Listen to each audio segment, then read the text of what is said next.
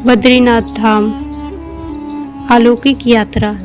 हिमालय की विशाल गोद में छिपा यह स्थान, जहाँ स्वयं भगवान विष्णु तपस्या में लीन हुए हैं, जहाँ ऋषि मुनियों की साधना आज भी हवा में सुनाई देती है और जहाँ पहुंचकर मनुष्य को ऐसा लगता है जैसे धरती पर नहीं बल्कि स्वर्ग में द्वार पर खड़े हो। जी हाँ, आज हम बात कर रहे हैं बद्रीनाथ धाम की, एक ऐसी दिव्य भूमि जहाँ आस्था, इतिहास, रहस्य और चमत्कार सब एक साथ मिलते हैं।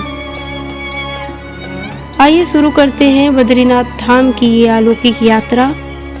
उत्तराखंड के चमोली जिले में स्थित बद्रीनाथ मंदिर समुद्र तल से लगभग 10,279 फीट की ऊंचाई पर बसा है।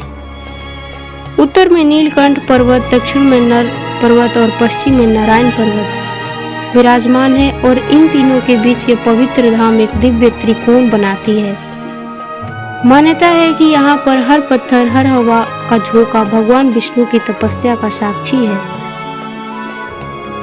बात करते हैं बद्रीनाथ मंदिर के इतिहास के बारे में। बद्रीनाथ मंदिर का इतिहास हजारों वर्ष पुराना है। स्कंद पुराण के अनुसार यह स्थान सृष्टि के आरंभ से ही तपस्वियों का निवास रहा है। कहा जाता है कि भगवान विष्णु ने यहाँ हजारों वर्ष तक तपस्या की थी और माता लक्ष्मी ने तपती धूप से उनकी रक्षा के लिए बद्री वृक्ष का रूप धारण किया था। इसी कारण इस स्थान का नाम पड़ा बद्रीनाथ, यानी बद्री के स्वामी।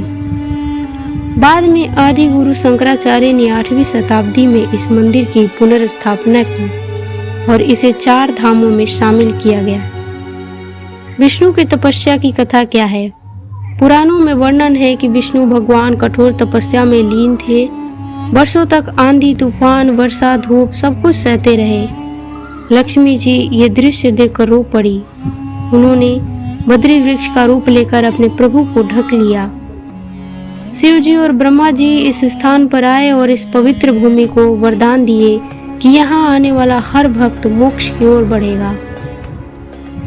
क्या है मंदिर की वास्तुकला के बारे में बात करें तो बद्रीनाथ मंदिर लगभग 50 फीट ऊंचा है और इसका निर्माण हिमालयी शैली में किया गया है।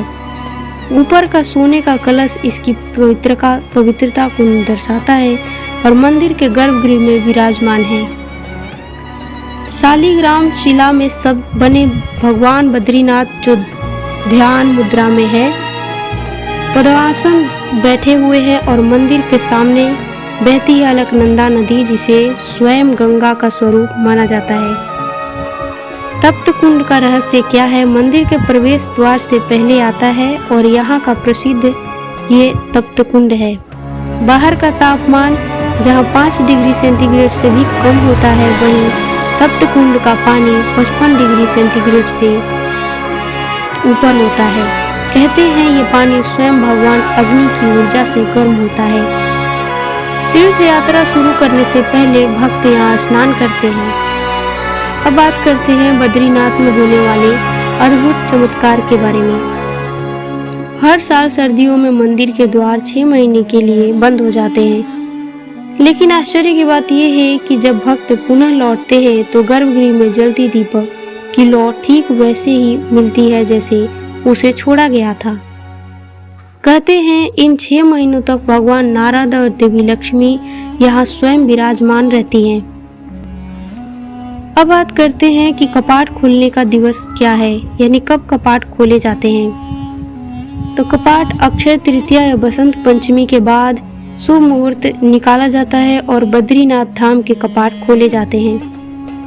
उस दिन पूरा धाम फूलों से सजकर एक दिव्य स्वर्ग जैसा दिखाई देता है और उस पल को देखने के लिए लाखों श्रद्धालु उमड़ पड़ते हैं। बद्रीनाथ और महाभारत का संबंध कैसा है? क्या है वो रोचक कथाएं जो हमें सुनने को मिलती है? बद्रीनाथ का संबंध महाभारत से भी है। कहते हैं पांडव यहाँ से गुजरते हुए स्वर्गारोहिणी की ओर चले थे और भीम ने इसी मार्ग पर भीम कुंड का निर्माण किया था। इसके अलावा माना जाता है कि भगवान कृष्ण ने अपना मानव शरीर त्यागने से पहले यही नीलकंठ पर्वत के पास ध्यान किए थे। बद्रीनाथ यात्रा कैसे करें, इसकी पूरी जानकारी। बद्रीनाथ भले ही ऊंचाई पर हो, लेकिन पहुंचना आज आसान है। सबसे पहले ऋषिकेश या देहरादून पहुंचना है और वहां से बस या टैक्सी या बाइक द्वारा सीधा मार्ग देवप्रयाग, उसके बाद रुद्रप्रयाग, फिर कर्णप्रयाग, फिर जोशीमठ और फिर बद्रीनाथ आपको पहुंचा देगा। यात्रा का हर मोड़, कभी खाई, कभी बर्फ, कभी बादल, मन को रोमांचित कर देता है। बद्रीनाथ क्यों विशेष है? भारत के 4 धामों में बद्रीनाथ को विशेष स्थान दिया गया है क्योंकि यह मोक्ष देने वाली धाम माना जाता है।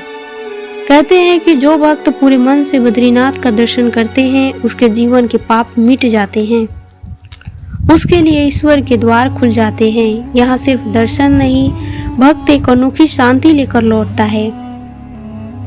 बद्रीनाथ सिर्फ एक मंदिर नहीं, ये भक्ति, विश्वास, तपस्या और मोक्ष का संगम है। हर साल लाखों लोग यहाँ आते हैं, किसी कामना के साथ, किसी प्रश्न के साथ, और लौटते हैं एक दिव्य शांति के साथ। आप भी जीवन में एक बार बद्रीनाथ धाम जरूर आए, क्योंकि कहते हैं भगवान बुलाते हैं तभी इस धाम के द्वार खुलते हैं। हरिओम, जय बद्रीनाथ।